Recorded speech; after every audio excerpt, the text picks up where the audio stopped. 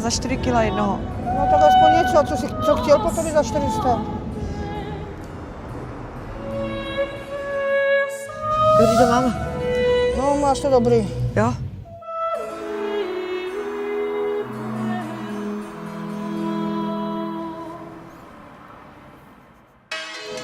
Mít nějaký velký barák. A klidně by tam mohl být i bazén na zahradě. Na co by to tam měla?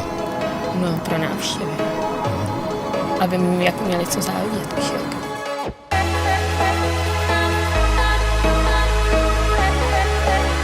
Mám tě rád, ale hrozně tě miluju a koukej na běhnu.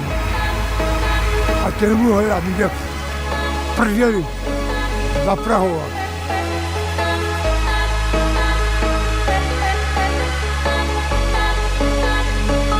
V životě jsem neviděla moře.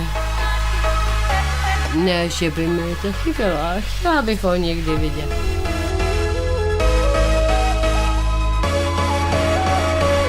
Od kolika let zase začínal fotovat? Ve 13 herák. A jsem už čekal dál. Podívej se, já taky žiju v noci, ale abych to přeháněla tak jako ty, jako... Co mi závidí? Že už nemám nic.